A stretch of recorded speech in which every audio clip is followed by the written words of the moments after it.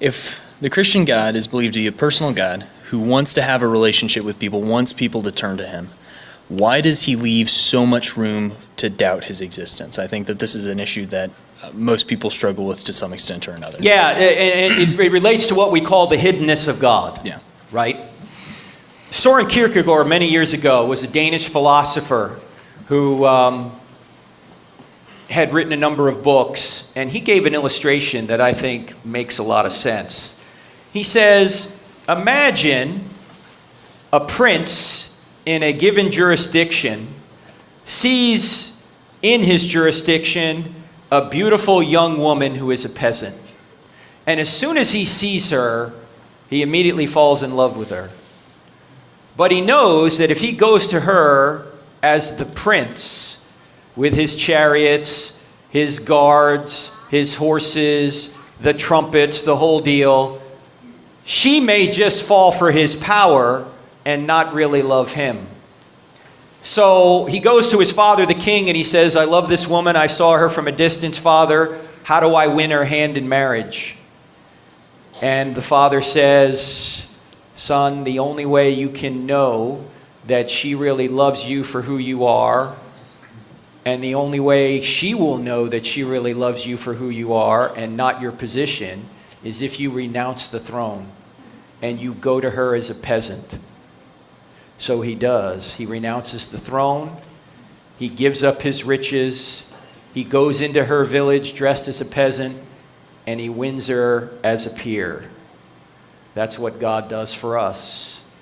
He adds humanity to his deity. He comes into this earth. He allows the people that rebelled against him to brutally torture and kill him so he can win their hand.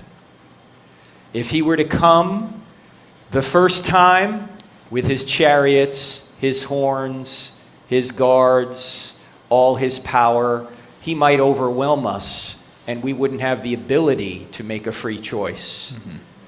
But since God comes the first time as a lamb to the slaughter, he gives us the ability to love him without overpowering us with his presence.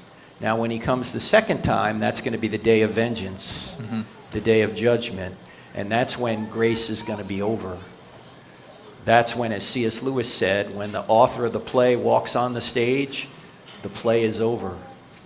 And at some point, that's going to happen. Yeah. We don't know when, but it will. If I could ask a follow-up question Sure. to that, with I think Matt Dillahunty would Mm-hmm. talk about the fact that, or this idea that if God wants us to know him and knows each of us personally, wouldn't he know what it would take to convince me personally that he is real? And no, why? Because, yeah, but I think the reason is because some people don't want to be convinced. Mm-hmm. I think there's plenty of people out there who don't want God to exist. That's why I asked the question, if Christianity were true, would you become a Christian? Absolutely. And many atheists have been honest enough to say no. Mm-hmm. They don't want God to exist. So I don't think it's not just a matter of head knowledge. Mm-hmm. It's a heart commitment. In fact, James, the half-brother of Jesus, who wrote that little book in the New Testament called? James. Thank you. He says even the demons believe that God exists, but they tremble. And this is, I didn't make this point in the presentation, I didn't have time, but there's a difference between belief that and belief in. Belief that is just intellectually knowing something is true. That's what we're doing here, apologetics, giving evidence for what you believe. But all the belief that in the world won't get your moral transgressions forgiven. For that, you've got to go from belief that to belief in. Right. And we know this in relationships. When I first met my wife 34 years ago, I got evidence that she would be a good wife, but all the evidence in the world didn't make her my wife. I had to take a step of trust in her to ask her to be my wife. And in a momentary lapse of judgment, she said yes. See? That's the difference between belief that and belief in. Belief that is of the head, but belief in is not just of the head, it's also of the heart. Mm-hmm. And so God is not going to force you to love him. He can't. That's a contradiction. All he can do is provide you with evidence and let you make up your own mind. But he's not going to overwhelm us with evidence. He's going to give us enough freedom to walk away.